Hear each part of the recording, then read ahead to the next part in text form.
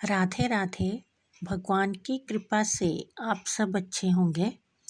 आज की वीडियो में मैं आपको बताऊंगी मंदिर के कुछ नियम। अगर हम मंदिर को नियम से बनाते हैं या उसमें मूर्तियां रखते हैं तो हमारे घर में सुख समृद्धि आती है और हमारे घर में तरक्की होती है। पहले है कि मंदिर को कभी भी रसोई घर में नहीं रखना चाहिए, ना ही मंदिर को सीढ़ियों के नीचे बनाना चाहिए। ये बहुत बड़ा दोष होता है और इससे हमें आर्थिक तंगी होती है और घर में बीमारियों का आगमन होता है। और हमें मंदिर को कभी भी अपने बेडरूम में सोने वाले कमरे में नहीं रखना चाहिए। अगर कोई बहुत ही प्रॉब्लम है जगह की या कई लोग आर्थिक पक्ष से बहुत ही कमज़ोर होते हैं, उनके पास एक ही कमरा होता है, तो मंदिर को बहुत किसी ऊंचे स्थान पे लगा देना चाहिए और उसके आगे एक पर्दा बनाकर लगा देना चाहिए ताकि रात को सोने से पहले उस पर्दे से मंदिर को बिल्कुल ही ढक देना चाहिए। और मंदिर को कभी भी गंदा नहीं रखना चाहिए। मंदिर की मूर्तियाँ और भगवान के कपड़े हमेशा ही साफ सुथरे होने चाहिए।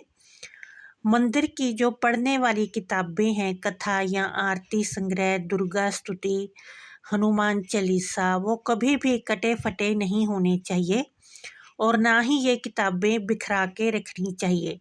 इन्हें किसी लाल कपड़े में लपेट के रखना चाहिए। अगर मंदिर की पढ़ने वाली किताबें कथा की या आरती संग्रह कटी फटी होती हैं या बिखरी होती हैं, इससे बच्चों की पढ़ाई पे असर होता है। बच्चे कभी भी पढ़ने में सशक्त नहीं हो पाते, वो हमेशा ही पढ़ाई में कमज़ोर रहते हैं। इसलिए मंदिर की किताबों को सहेज कर लाल कपड़े में लपेट कर रखना चाहिए। और मंदिर में पूजा के फूल, बत्ती, धूप जली हुई ये कभी भी इकट्ठे करके नहीं रखने चाहिए। ये नेगेटिविटी फैलाते हैं।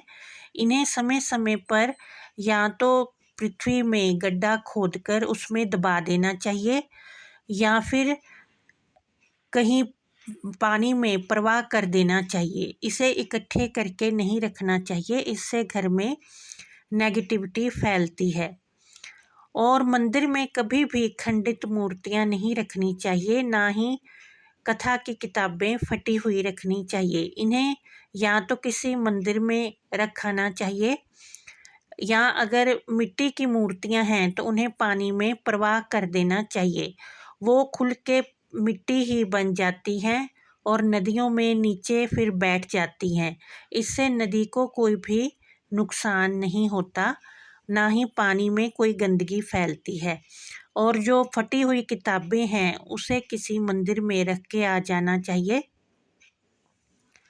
और मंदिर में सुबह शाम घी का दीपक अवश्य ही जलाना चाहिए और भगवान को भोग भी अवश्य ही लगाना चाहिए।